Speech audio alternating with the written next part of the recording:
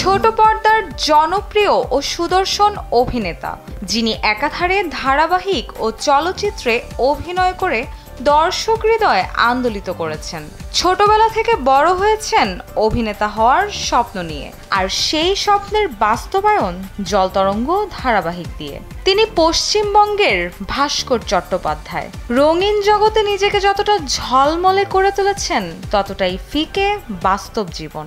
আমি তোমাকে অনেক ম্যাচিউরড, অনেক ছোট পর্দার এই সুদর্শন অভিনেতা জন্মগ্রহণ করেন কলকাতার পশ্চিমবঙ্গে। পড়াশোনা শেষ করেন জীববিজ্ঞানে। এরপর 1996 সালে ফার্মাসিউটিক্যালসে নিজের কর্মজীবন শুরু করেন। ওয়ালটন ফ্রিজ কিনে অনেকের মতো আপনিও হয়ে যেতে পারেন মিলেনিয়াল। সেরা পণ্যের সেরা অফার। 1998 সালে জলতরঙ্গ ধারাবাহিকে অভিনয়ের মাধ্যমে ছোট পর্দায় অভিষেক তার।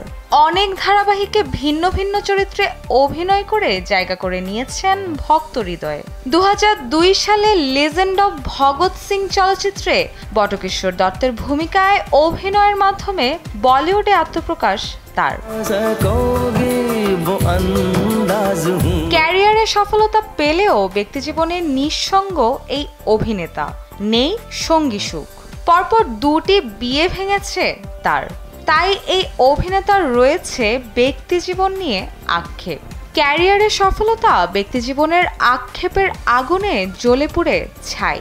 2013 সালে অভিনয়ের কারণে মহানায়ক উত্তম কুমারের বড় নাতনির সঙ্গে দেখা, তারপর বন্ধুত্ব ও প্রেম। সে সময় টলিপাড়ায় আসা যাওয়ার মাঝে মন দেওয়া নেওয়া ভাস্বর নবমিতার।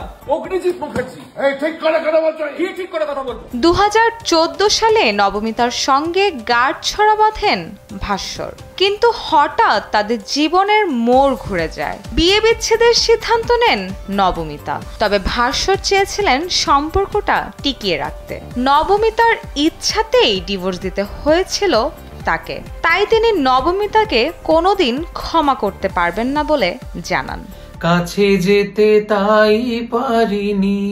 অনেকেই হয়তো জানেন না, ভাস্বর সেই অভিনেতা যাকে একবার ভারতীয় দণ্ডবিধির 498 ধারায় অভিযুক্ত করা হয়েছিল।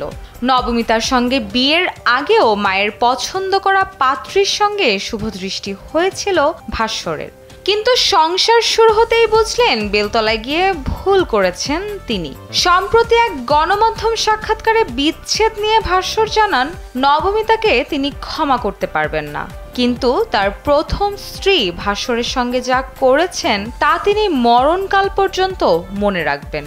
প্রথম স্ত্রীর দিকে অভিযোগের তীর ছুঁড়ে তিনি বলেন, তাকে ঠকিয়েছিলেন তিনি, তার আরেকজনের সঙ্গে সম্পর্ক ছিল।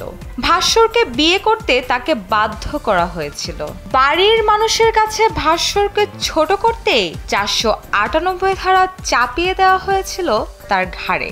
সে সময় তিনি যে সামাজিক ও মানসিক দুর্ভোগের মধ্যে দিয়ে গিয়েছিলেন, সেটা ভুলতে পারবেন না বলেও জানান তিনি। ভাস্বর তার ক্যারিয়ারে অসংখ্য টেলিভিশন ধারাবাহিক ও চলচ্চিত্রে অভিনয় করে দর্শকের প্রশংসা কুড়িয়েছেন। 2020 সাল পর্যন্ত বাংলা ভাষায় মোট 111টি ধারাবাহিকে উপস্থিত হয়েছেন এই অভিনেতা। ছিলেন 2014 থেকে 2017 পর্যন্ত ভারতীয় সেন্সর বোর্ডের সদস্য। রুষা সুর, কালবেলা।